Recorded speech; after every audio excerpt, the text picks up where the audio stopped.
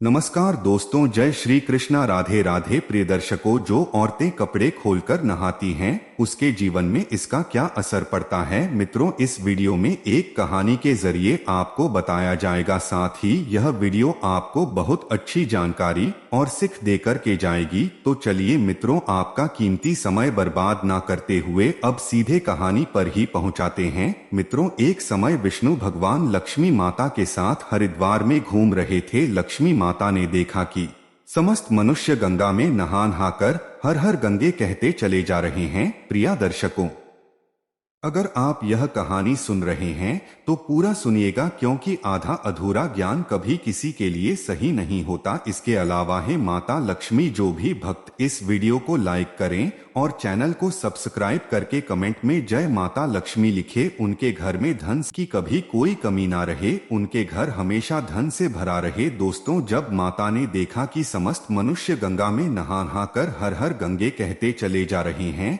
परंतु सभी दुखी और परेशान हैं, तब लक्ष्मी माता ने बहुत आश्चर्य से भगवान विष्णु से पूछा, गंगा में इतनी बार स्नान करने पर भी इनके पाप और दुखों का नाश क्यों नहीं हुआ? क्या गंगा में अब सभ्यता नहीं रही? भगवान विष्णु ने कहा, गंगा में तो वही समर्थ है, परंतु इन लोगों ने पाप अंशी गंगा में स्नान ही नहीं किया, फिर इन्हें लाभ कैसे हो? लक्ष्मी जी ने आश्चर्य से कहा कि स्नान कैसे नहीं किया, सभी तो नहा कर जा रहे हैं, अभी तक उनके शरीर भी नहीं सूखा हैं। भगवान विष्णु ने कहा, यह लोग तो केवल जल में डुबकी लगाकर आ रहे हैं, तुम्हें कल इसका रहस्य समझाऊंगा। दूसरे दिन बहुत जोर की बरसात होने लगी, गलियां कीचड़ से भर गई। एक चौड़े रास्ते में एक गहरा गड्ढा था, चारों और कीचड़ भरा रहा था, और भगवान विष्णु ने लीला से वृद्ध रूप धारण कर लिया और विवश की तरह गड्ढा में जाकर ऐसे पर गए जैसे कोई मनुष्य चला गड्ढे में गिर पड़ा हो और निकालने की चेष्टा करने पर भी ना निकल पा रहा हो। लक्ष्मी जी को उन्होंने यह समझकर गड्ढे के पास बैठा दिया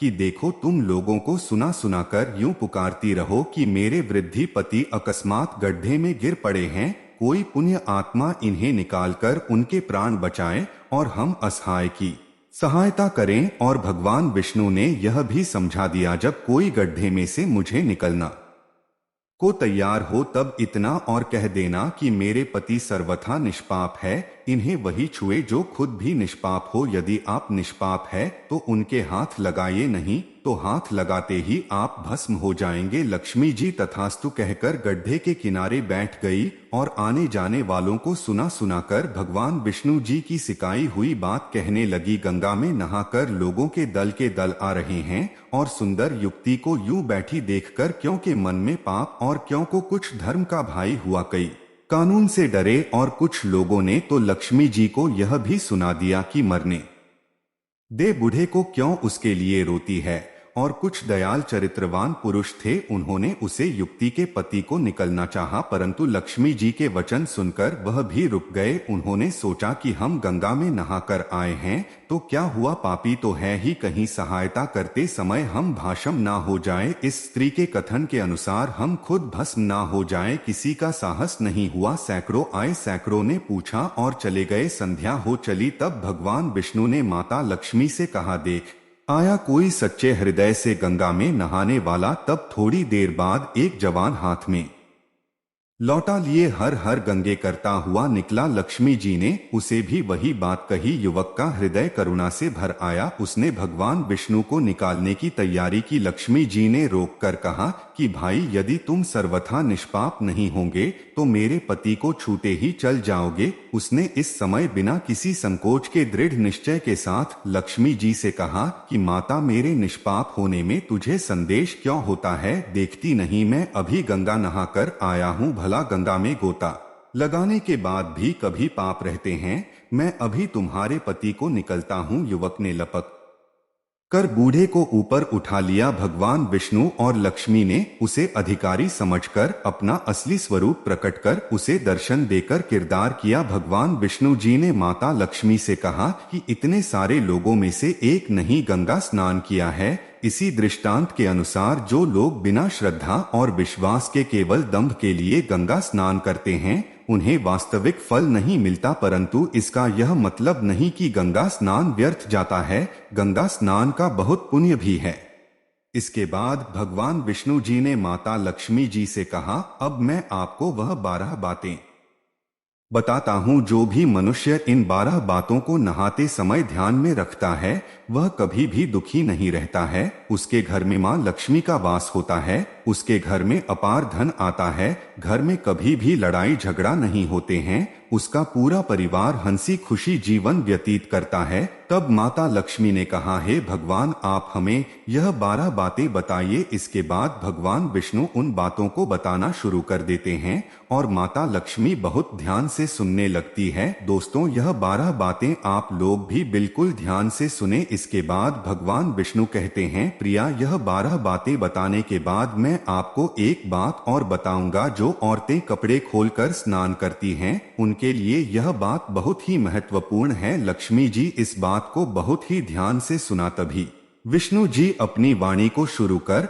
और बताने लगते हैं। दोस्तों, विष्णु जी कहते हैं, स्नान करने से शरीर निरोगी रहता है और मन प्रसन्न रहता है। नहाने से चेहरे की क्रांति और शारीरिक आकर्षण में भी उतरी होती है। अगर इस नित्य कर्म के दौरान कुछ बातों का ध्यान रखा जाए तो आध्यात्मिक से भी ज्यादा लाभ पाया जा सकता है। नहाने के क्रम में इन बातों का ख्याल जरूर रखा जाना चाहिए। नंबर 1, स्नान करने के बाद शुद्ध होकर पूजा पाठ आदि सारे काम करने के योग्य बनते हैं, इसलिए सुबह को ही स्नान कर लेना चाहिए। नंबर 2, शास्त्रों में कहा गया है, स्नान करने से इन 10 गुना की प्राप्ति होती है, रूप, तेज, बल, पवित्रता, आयु, आरोग्य, निर्लोकता, तप और मेधा। नंबर 3, धन, पुष्टि व आरोग्य और स्वास्थ्य चाहने वालों को हर मौसम में और हर दिन स्नान कर लेना चाहिए। नंबर 4, शास्त्रों में कहा गया है कि सुबह स्नान करने से पाप का नाश होता है और पुण्य मिलता है। ऐसा कहा गया है कि सुबह नहाने वालों के पास नकारात्मक शक्तियां नहीं भटकती, इसीलिए सुबह स्नान करना ही उचित है। नंबर 5, बीमारी की हालत में सर के नीचे से ही स्नान करना चाहिए। गीले कपड़े से शरीर को पोंछ लेना एक तरह का स्नान ही कहा गया है। नंबर 6, सुबह की लालिमा क्षाने से पहले ही स्नान लेना श्रेष्ठ माना गया है। नंबर 7, तेल लगाकर और देह को मलमल कर नदी में नहाना माना है।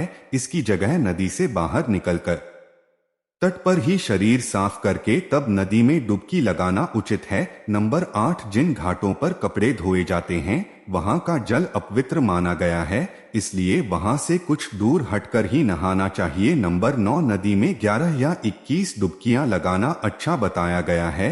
नंबर 10, पवित्र नदियों में कपड़े नहीं छोड़ने की मनाही है। नदी में किसी तरह की गंदगी नहीं चाहिए। नंबर 11, नल की तुलना में झरने का पानी गिरने से ज्यादा नदी का पानी, नदी के पानी से किसी तीर्थ का जल, तीर्थ के जल से गंगाजल अधिक श्रेष्ठ माना गया है। नंबर 12, गंगा माता का कथन है कि स्नान करते वक्त कोई क्या है, जहां भी मेरा स्मरण करेगा मैं वहां के जाल में आ जाऊंगी। इसके बाद भगवान विष्णु जी ने कहा, अब मैं आपको औरतों के बारे में बताता हूं जो औरतें कपड़े खोलकर स्नान करती हैं। हिंदू धर्म शास्त्रों में हर एक चीज के लिए कुछ नियम बनाए गए हैं। इन नियमों में से एक है स्नान को लेकर की गई बातें। ऐसा माना जाता है कि आम व्यक्ति को शास्त्रों के नियमों का पालन जरूर करना चाहिए, जिससे उनके घर की सुख समृद्धि बनी रहती है और खुशहाली आती है, साथ में अपार धन बरसता है, माता लक्ष्मी प्रसन्न होती है। दरअसल हमारे शास्त्रों में ऐसी कई बातें लिखी गई है जिनके हम पालन सदियों से करते चले आ रहे हैं, लेकिन उसके कारणों के बारे में हमें अभी भी पूरी जानकारी नहीं है। ऐसे ही नियमों में से ठीक है निर्वस्त्र स्नान करना। आपने अक्सर घर के बड़ों को ऐसा कहते सुना होगा कि कभी भी स्नान बिना कपड़ों के यानी निर्वस्त्र नहीं करना चाहिए। अगर हम पौराणिक कथाओं की बात करें तो निर्वस्त्र स्नान की मनाही का एक सबसे बड़ा कारण कृष्ण जी के समय से जुड़ा है। पौराणिक कथाओं के अनुसार एक बार जब गोपिकाएं सरोवर में स्नान कर रही थी और वह निर्वस्त्र थी, उसे समय बालकृष्ण ने गोपियों के सभी वस्त्र छुपा दिए। उसे समय जब कृष्ण जी ने उनके वस्त्र छुपा लिए और गोपियों ने अपने वस्त्र वापस लेने की प्रार्थना की, तब कृष्ण जी ने उन्हें समझाया कि कहीं भी बिना वस्त्र धारण किए स्नान नहीं करना चाहिए, इससे जल के देवता वरुण का अपमान होता है। इसलिए आपको निर्वस्त्र स्नान न करने की सलाह दी जाती है। अगर आप नहाते समय यह सोचते हैं कि बंद कमरे में कोई आपको नहीं देख रहा है तो ऐसा गलत है। क्योंकि ईश्वर आपको हर स्थान पर देखते हैं और यदि आप निर्वस्त्र होकर स्नान कर रहे हैं तो यह मुख्य रूप से जल के देवता वरुण का अपमान करने जैसा होता है। निर्वस्त्र स्नान से आपको पाप लग सकता है और आर्थिक एवं शारीरिक नुकसान पहुंच सकते हैं। यदि आप निर्वस्त्र स्नान करते हैं तो आपके शरीर में नकारात्मक ऊर्जा प्रवेश करती है और आपकी मानसिकता भी नकारात्मक हो सकती है। इसीलिए हमेशा आपको यही सलाह दी जाती है कि आप नहाते समय कोई एक कपड़ा जरूर धारण करें, लेकिन बिना कपड़ों के स्नान न करें और शास्त्रों में भी इस बात की मनाही है। तो प्रिय मित्रों, कैसी लगी आपको यह जानकारी? अगर जानकारी अच्छी लगी है, पसंद आई है तो कमेंट बॉक्स में जरूर बताना और हो सके तो अपने मित्रों को भी शेयर करना और हमारे चैनल को सब्सक्राइब अवश्य करना। और दोस्तों, सच्ची श्रद्धा से कमेंट में जरूर लिखें जय श्री राम।